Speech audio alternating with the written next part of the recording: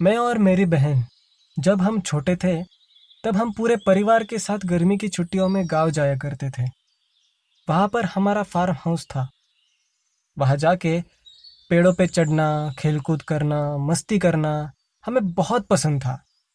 और एक चीज थी जिसके लिए हम वहां जाने के लिए बड़े उतावले होते थे, और वो चीज थी फार्म हाउस का भूत।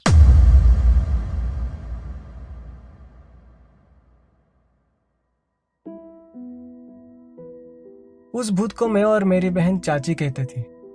वो हमारे ही कमरे में रहा करती थी। वो हमारा बहुत ख्याल रखती थी। सुबह जब हम उठते थे तो कभी कभी बेड के बगल वाले स्टैंड पे हमें पानी का गिलास रखा हुआ मिलता था। वो पानी से भरा गिलास रातों रात चाची रखा करती थी और उसकी हमें भनक तक नहीं लगती थी। मगर जिस रात चाची पानी से भरा हुआ गिलास हमारे बेड के बगल वाले स्टैंड पे रखती थी, हमें उस रात प्यास ही नहीं लगती थी। लेकिन ऐसा क्यों? ये बात मुझे आज तक समझ नहीं आई। दोपहर को अक्सर हम दोनों टीवी देखा करते थे, तो उस वक्त कभी कभी पीछे दीवार के वहां जो कुर्सी रखी होती थी वो अपने आप सरकती हुई कमरे के बीचों बीच आकर रुक जाती थी। वो एक बहुत ही पुराने फैशन की कुर्सी थी। उस कुर्सी का अपने आप सरकना देखकर हम समझ जाते थे कि वो चाची ही है। उसे भी हमारे साथ वक्त बिताना बहुत अच्छा लगता था। कुछ साल बाद उसी कमरे के अलमारी में मुझे एक न्यूज़पेपर मिला। उसमें फार्म हाउस के ओरिजिनल ओनर के बारे में एक आर्टिकल छपा हुआ था। वो एक विधवा औरत थी। उसने अपने दोनों बच्चों को पानी में जहर मिलाकर मार डाला था और खुद पंखे से लटक कर मरी थी।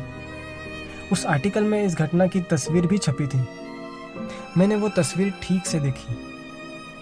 इसी बेड पे उसके दोनों बच्चों की लाशें पड़ी थी। बेड के बगल वाले स्टैंड पे पानी के खाली गिलास पड़े थे। कमरे के बीचों बीच लगाए हुए सीलिंग फैन से उस औरत की लाश लटक रही थी, और लाश के ठीक नीचे कमरे के बीचों बीच वही पुराने फैशन वाली वो कुर्सी पड़ी हुई थी।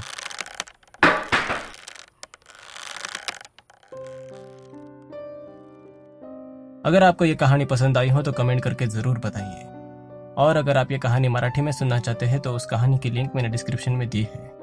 कहानी को लाइक कीजिए, शेयर कीजिए, चैनल को सब्सक्राइब कीजिए और साथ साथ उस बेल आइकन को भी प्रेस कीजिए, जिससे मैं जब भी नई कहानी पोस्ट करूंगा तो उसका नोटिफिकेशन सबसे पहले आपको ही मिलेगा। Okay then, good night and take care.